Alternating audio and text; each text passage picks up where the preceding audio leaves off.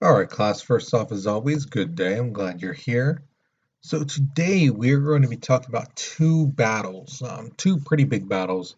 One of them is a very significant battle and was a major win for one side, but the thing is, it costed them dearly. So we're going to be talking about that.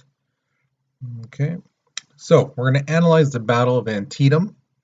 We're going to examine the importance of capturing the Mississippi River. Okay, when it said Mississippi, I meant to put river. I apologize for that. And then create an argument on whether Lincoln was justified in firing McClellan. Now, here's the thing. We're going to look at this, and I want you guys to keep this question in the back of your mind, okay? Because it's going to come up near the end. But I want you to really think in whether Lincoln was justified in firing him. Okay, so let's go ahead and start with the warm-up. So here's the picture. Okay, so the first question asks you to basically predict which side is this. Is this the northern side, the Union, or are these people Southerners? Are they the Confederate? Okay, and then the second question asks you, I'm sorry, the first question as well asks, do you think they won or lost? So again, make a prediction. Is this the North or the South? And did they win or lose the battle? Okay. Now the second question, I just kind of want to see how your detective kind of skills are. And judging from this picture, looking at the background and stuff like that, basically, where are they? Are they on someone's property? Is this like near a main road? Is this like one of those country roads? Is this like in the middle of nowhere? Tell me what you think. Okay, use the images you see, use the stuff you see in the picture, and kind of come to a conclusion. Right? Use some detective skills and draw some conclusion to where are they. Okay, I just want to see how your skills are. Okay, so go ahead, write your responses. Well, we're going to be moving on in 3, 2, 1. Okay, so here's the thing. The Southern troops, they anticipated an attack on the Mississippi River. Now, Mississippi River is the biggest river we have in the United States. Okay, and it stretches. But the thing is, the Southern people didn't expect an attack in the Gulf of Mexico. Now, Gulf of Mexico is near the bottom part of the United States. Okay, and they didn't expect the Union to send troops all the way down, underneath Florida and come near where Texas is and stuff like that. They didn't expect that. They're like, no, no, they're up north. They'll attack north towards the Mississippi River. So we gotta be close to that. We gotta make sure they don't start making boats right there. They didn't anticipate that the Union would go all the way around and come from below. So they focused mainly on northern Mississippi and western Tennessee. Again, the river stretches out that way. So they figured it's close to where they're at. They're going to try to get ships there and things like that. In Memphis, Tennessee, 8 rebel gunboats were sent to stop a Union flotilla. Okay, so in Tennessee, they sent out some ships to stop the Union ships. But the thing is, since they're all focusing up here in the northern area, they're not really focused again in the south, and that's where the Union's going to attack. So in New Orleans, which is in the south, they were left with very little.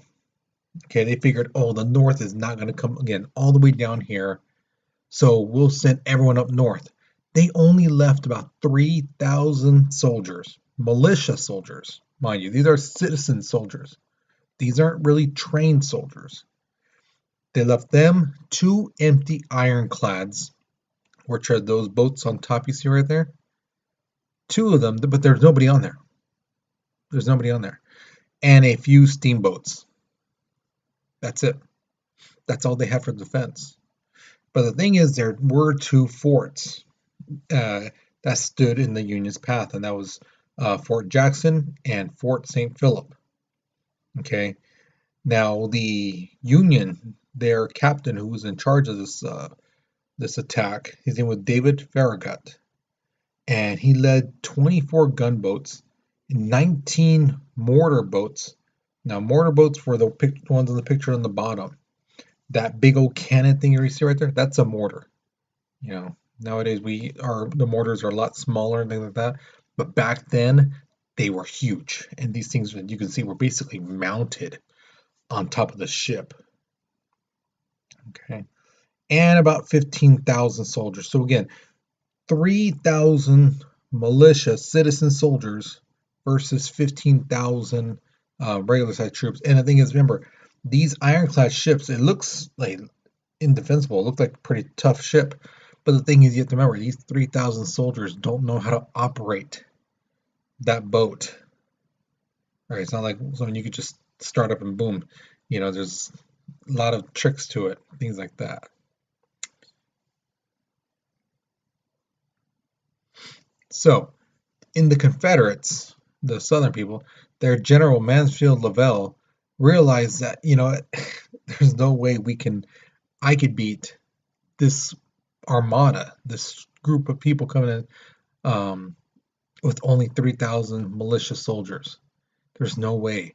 So basically, he told the mayor of New Orleans, he's like, hey, basically, any way these Yankees, they call them from the North, are type of attack would force, they would attack the city. So if they go at them, the Yankees might start bombing, and then there goes the town. And he said, that's not what we want. We don't want this town to be destroyed. We don't want the people to be hurt. We don't want the property to be damaged. So basically, they told him, we're going to hold them off here, but if we can't, we're not going to fight them here in the city. So it took 4 days, but the two forts were taken, and New Orleans was taken. Again, the soldiers did not like retreat into the city and start fighting in the city. They just let it be. So once they beat them at the two forts, they just let them come in. Now, most places, when the people come in, they usually are celebrated. The soldiers are coming in, but you have to remember, in the South, they wanted to keep their slaves, and here comes this group of soldiers who are fighting against that, who are trying to free the slaves. So the crowds of people in New Orleans got mad at these soldiers. The Union soldiers started hissing at them, calling them names and things like that. But that didn't really faze the Union soldiers. They basically went around, took all the Confederates' flag down, and put up the United States flags instead. But because of this, now the Union had an entryway into Mississippi. So again, now the Confederates have to worry about not only the Union coming in up the Mississippi, but also from the north. So they have this little area in between that they can call their own, but that could be attacked from either side, the north or the south, because of this. So here's my first question to you. Why do you think the Confederates left so little in their fort defenses on such an important city like New Orleans from the invaders? Why do you think they only kept 3,000, not even soldiers, as citizen soldiers? Why do you think they kept so little and empty ships that had nobody knew how to really control and start up and things like that? Why would they leave so little in such an important city? So take a moment, think about it, and give your response. Okay, so we'll go ahead and pause the video, but we're moving on in 3, 2, 1. So September 17th, 1862, Antietam Creek. It's near Sharpsburg, Maryland. the thing is, this battle is the one I was telling you is considered one of the deadliest battles the U.S. has ever been in. Okay, the Union General George C. McClellan, okay, and the Confederate General Robert E. Lee. Now remember, Robert E. Lee is the top general the Confederates have. He's the one that told you guys who was perfect at West Point. He was the greatest soldier to ever come out of West Point at that point. And the thing is, he's gonna be the one leading the charge for the South in this battle. Now, again, like I said, it's considered one of the deadliest one-day battles in American military history. Still, if you think about every war we've had, from the Revolutionary War up until now, World War One, World War Two, Vietnam, Korea, you know, things like that. Still, Antietam is considered one of the deadliest one-day battles of all time. So Robert E. Lee, like I told you guys, was a very smart soldier. He is one of the best. And he gave the special order called 191. And basically it called for his army to split in two. Now the two armies had their orders. He wrote them down, as you can see from this paper right here. The thing is, one of the general guys who got the orders um, put 3 cigars in his orders, wrapped up the orders, and well, at camp he set them down, and then when they moved on, he forgot them. He forgot the orders, with the cigars in it. So what happened is there was these two private soldiers for the Union. Okay, they're coming around, and they find these letters with the cigars in them. So they're like, "Oh, cigars! Hey." The two guys, their name was Barton W. Mitchell and Sergeant John M. Boss. Now they find these cigars and they're like, "Hey, look at this cigars!" So they start smoking them a little, and then they start looking at the paper like, "Oh, something's written on here." They start reading it, and they realize these are plans that Robert E. Lee wrote up. So what they do is they immediately go to their superiors, go to McClellan, and tell them these are the orders. This is from Robert E. Lee. Look at the date and everything.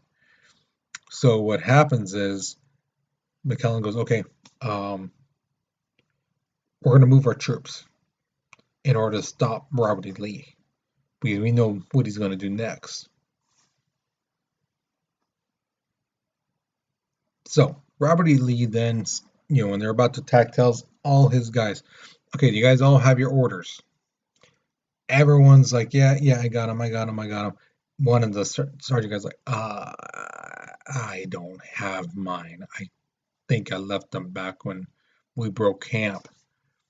And so Robert E. Lee's like, oh, you gotta be kidding me, dude. Seriously? So one group, which was the one he's with, they're out there, and then the other group actually ran into the Union. Okay. Now Robert E. Lee, his thing was he was supposed to retreat. Right? They weren't supposed to engage. It's like, hey, tactics tell him, you can help, but odds are that you're going to lose a lot of men and you might lose the battle. The odds are really good that you're going to lose the battle because your guys are getting defeated. Even though you would want to go save them, the chances are you're not going to save them and you might get more of your men killed. But the thing is, he doesn't do it. He changes his mind. He says, you know what, we got to go. We got to go fight the Union and help our other guys. So he wanted them to regroup at Antietam Creek. Now, the Confederates were on one side, the Union's on the other side. In between is 30 acres of corn that separates them. Now, if you've ever been through cornfields, you would know that it's hot, it's sticky, things like that. It's very, like I said, the humid is very bad. and it's hard to see what's in front of you because, again, those corn stalks are very thick. But the thing is, the Union and the Confederates collide, and the Union attacks first. And each side is fighting each other, hoping that the other side will run away, like, oh my God, there's too many of them, and start running back. Each side thinks that. And because each side keeps fighting and fighting and fighting. For 8 hours, they're constantly fighting, and about 15,000 soldiers are dead. Now, near the center of the battlefield, there's this kind of like little canal they call the Sunken Road, and some of the northern and southern troops found this, and they started going at each other again. And in that area alone, 8,100 soldiers were killed. So you can see the picture right there. That's a picture of them. Okay. Now, I've had a lot of students ask me, why are those guys up on top blurry and the guys down there are not? Because those guys up there are alive. Because pictures back then, if you barely moved a little, it kind of phased, because the pictures were not as like they are now. But those guys who were dead, as you can see, the pictures very detailed because they're not moving, they're dead. Whereas the guys on top are alive, so that's why their legs are kind of blurry a little bit. The top part kind of blurry as well. That's why. Okay. And the thing is, when these guys were fighting, it wasn't from a distance. They were really close, so they're shooting, and then they're right away with their bayonets, stabbing each other, beating each other, choking each other. Taking their bayonet off their gun and start stabbing each other, things like that, taking out their swords. So it's really close combat fighting, and that's why I said 8,100 of them dead. And then later on, that creek, that sunken road, changes its name to Bloody Lane. And if I remember right, it's still called that to this day. If you ever go near there, you ask the locals, where's Bloody Lane, they'll tell you it's right over there. So tell me this, why do you think Lee didn't retreat, even though tactics told him, his schooling has taught him, you're supposed to retreat. You're supposed to, you can't sacrifice your men for those guys, because those guys are going to be lost, and you're going to lose some more of your men. You need to retreat and attack a different way, But because he didn't, he ended up losing 23,100 men. So why do you think he didn't retreat? Why do you think he didn't leave? Okay, so think about it, write down your answer, but we're moving on in 3, 2, 1. So nighttime fell, and basically that's the time where the bodies were claimed from both sides. Remember, like I said, thousands of bodies are on the ground, people dead, wounded. Like I said, 23,000, of the soldiers are wounded. Another 23,100 are dead, and also the other 3,650 are dead. So that's like 24,000 dead, 23,000 wounded. And this is both sides here. Okay. The next day, McClellan allows Lee to retreat. He lets him go. They have him. He's in within sights, but he lets him go. He lets him leave. Now, McClellan believed he was doing his mission, by stopping Lee from going into Maryland and preventing the Confederates from advancing into Union territory. So, like, here's the border, here's the Confederates. He's like, well, my job was to make sure that they don't cross this line. I did that, but Lincoln was furious. Lincoln was so upset because he's like, you could have attacked Lee. You saw him. He was right there. You could have ended the war by capturing him. The war could be over right now. But you let him go. You could have caught him. And McClellan's like, well, that's not my orders. My orders was to make sure the Union doesn't get into this our territory. I stopped them right there. So what do you want from me? I did my job. And Lincoln was just like, okay, you know what? Okay, you need to go away. I'm firing you. So he relinquished some of his command on November 5th, 1862. Now here's the thing. The Battle of Antietam, to a lot of historians, it's considered a stalemate. Neither side really won, but to the Union, they were like, "Oh no, this is a victory for us." Yeah, we stopped them. They were the Union or the Confederates have been winning battle after battle after battle after battle. We finally stopped them, and we almost captured Lee. So yeah, that's a win for us.